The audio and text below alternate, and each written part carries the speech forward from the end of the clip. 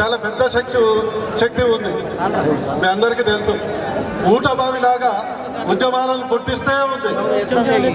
అయితే ఈ సందర్భంగా నేను ఇక్కడ ఉపన్యాసం ఇవ్వడానికి రాలేదు. నేను అనుకుంటున్నది, నాలో ఉన్నటువంటి ఆవేదన, బాధ, ఆలోచన ఈ సందర్భంగా మీతో పాలు పంచుకోవడానికి ఈరోజు రావడం జరిగింది. ముఖ్యంగా తెలంగాణ ఉద్యమంలో నేను రావటానికి ముఖ్య ఘటన ఉస్మానియా యూనివర్సిటీలో 29 నవంబర్ నాడు జరిగిన పోలీసు లాఠీ చార్జ్ అని ఈ సందర్భంగా తెలియజేస్తున్నాను. ఆ రోజు ఒక్కొక్క విద్యార్థి మీద 10-20 మంది పోలీసులు లాఠీలతో కొడుతుంటే టీవీలో పేపర్లో చూసి ఉండలేక ఆపరేషన్లు హాస్పిటల్కే పరిమితమైనటువంటి అలాంటి డాక్టర్లందరినీ కలిసి ఉద్యమంలో తీసుకొచ్చింది మీరు అని ఈ సందర్భంగా తెలియజేస్తున్నారు. అయితే మీ అందరినీ చూస్తే నాకు ఒకటి సినిమాకి డైలాగ్ వస్తుంది, గుర్తొస్తుంది. ఓ సినిమా, పాపులర్ సినిమా, అది ఏ సినిమా అని పక్కా పెట్టు. ఓ డైలాగ్ ఉన్నది, ఎవడు కొడితే దిమ్మ తిరిగి మైండ్ బ్లాక్ అయి సమైక్యవాదులు కూడా తెలంగాణవాదులు అవుతారో వాళ్ళ పేరే ఏంటి? తెలంగాణ స్టూడెంట్.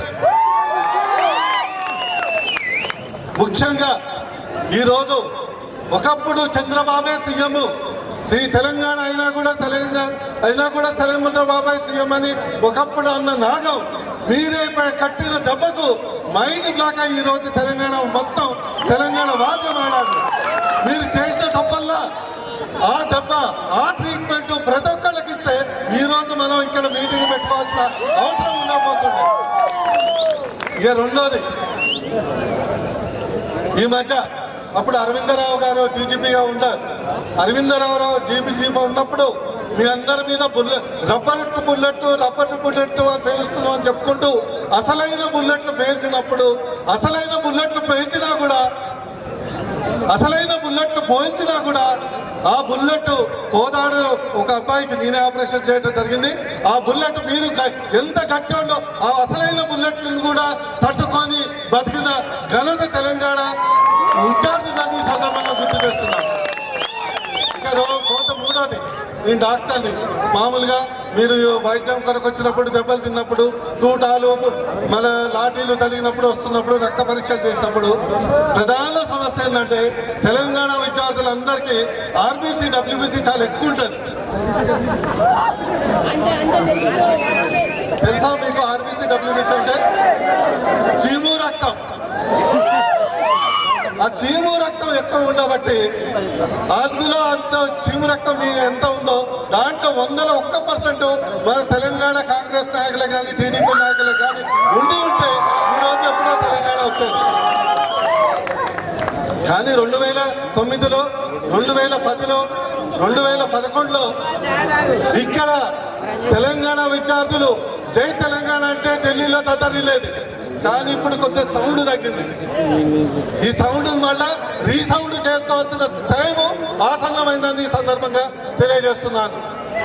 ఇకపోతే మీకు డిసెంబర్ 9 నాడు తెలంగాణ ప్రకటన వచ్చిందంటే 2 ప్రధాన కారణాలు నాకు తెలిసినంత వరకు.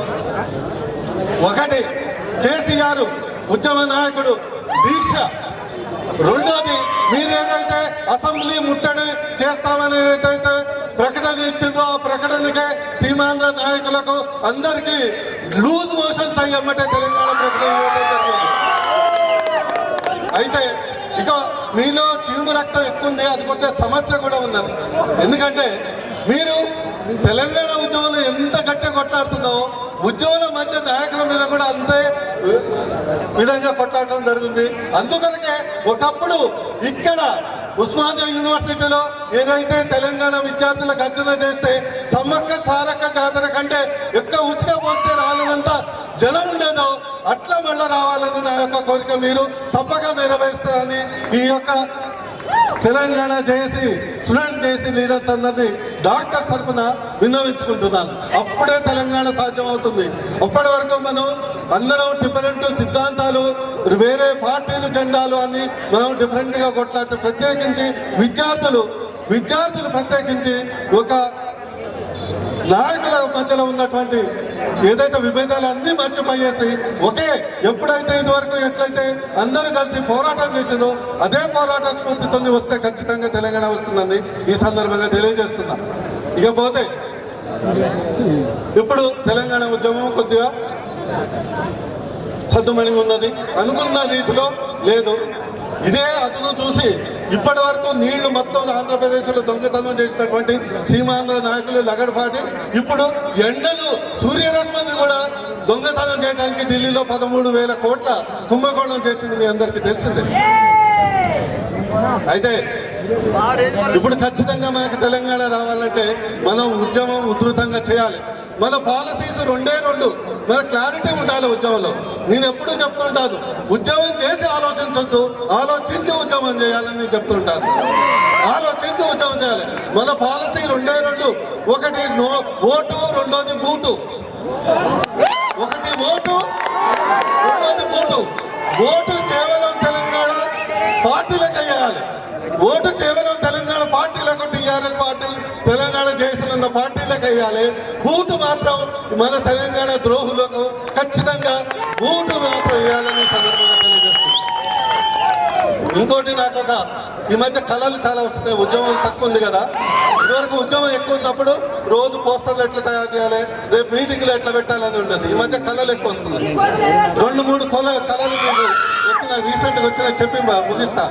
ఒకటి, నా కళ ఏంటంటే ఒకసారి అసెంబ్లీ అవుతుందట, దాంట్లో మన రసమయ్య బాలకృష్ణ అసెంబ్లీ రౌడీలాగా అక్కడ ఉండు, ఆయన చంద్రబాబు పరస్పరం